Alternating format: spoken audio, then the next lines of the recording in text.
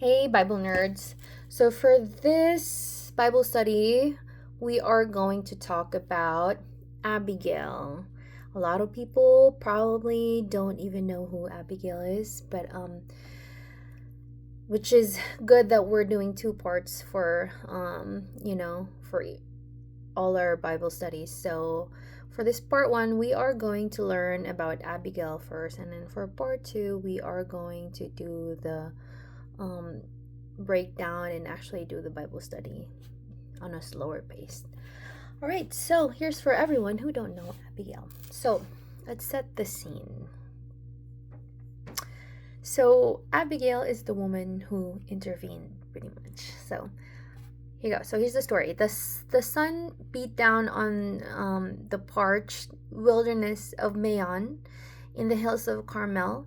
Lived a man whose wealth was as vast as his character was meager. Nabal. His name is Nabal. He owned 3,000 sheep and 1,000 goats, and his heart matched his name, Nabal, which literally means fool. So he was surely mean in his dealings and utterly close to wise counsel. Very stubborn, stubborn, foolish men. Yet, by Nabal's side stood his wife, Abigail. The Bible describes her in stark contrast to her husband.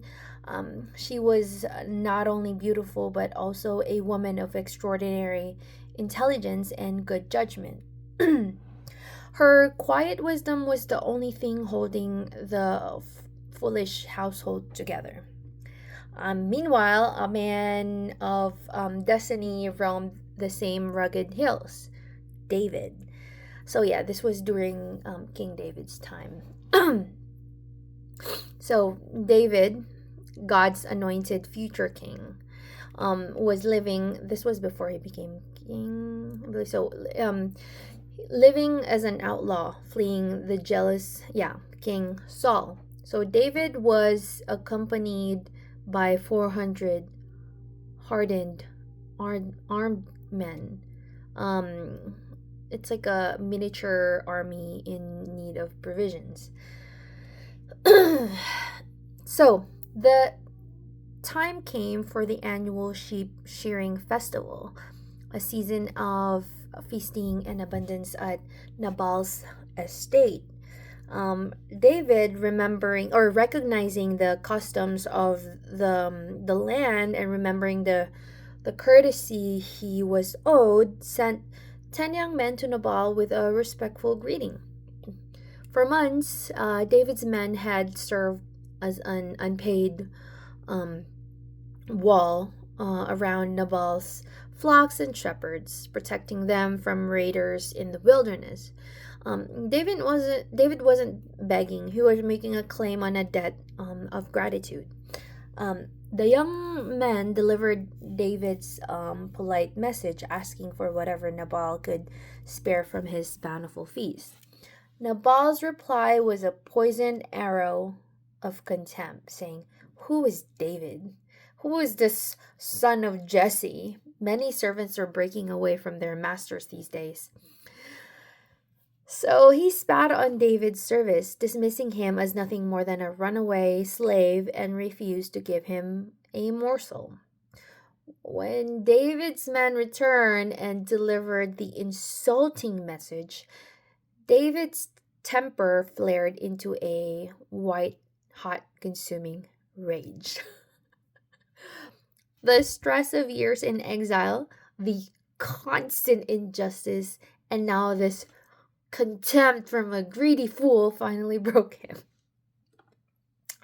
"Each of you strap on your sword." Your sword, David, roared pretty much. With 400 armed men, David set out with a deadly, terrible vow.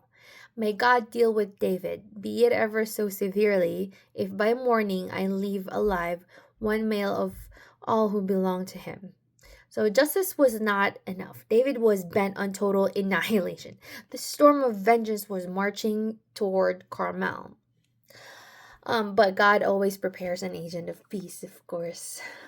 One of Nabal's young servants, terrified and knowing his master was too wicked to speak to, ran directly to Abigail.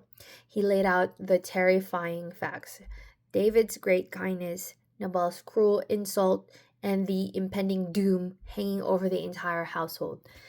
The servant knew that only Abigail's wisdom could save them. So Abigail acted she acted quickly. There was no time to reason with her drunken husband, fool of a husband. There was only time to move. So, like a general preparing for battle, she marshaled a massive offering. So 200 loaves of bread, 2 skins of wine, 5 sheep already dressed, roasted grain, cakes of raisin and figs, a feast worthy of a king, pretty much. So she loaded it all onto donkeys and sent her servants ahead. She mounted her own donkey, setting out alone to meet the force of David's wrath. She did not tell her husband Nabal. To tell a fool is only to invite delay and defeat. So her mission was to be the human shield that saved her family from the consequences of Nabal's foolishness. So as Abigail rounded a mountain ravine, she came face to face with David and his fearsome army. She did not hesitate. Oh my gosh, she courageous. She quickly dismounted and humbled herself before the future king, falling on her face and bowing to the ground. Her words were a masterpiece of diplomatic genius, combining profound humility with prophetic counsel. So, 3. First one, she took the blame, saying, "Pardon your servant, my lord, and let me speak to you. Let the blame be on me alone." Second, she dismissed Nabal.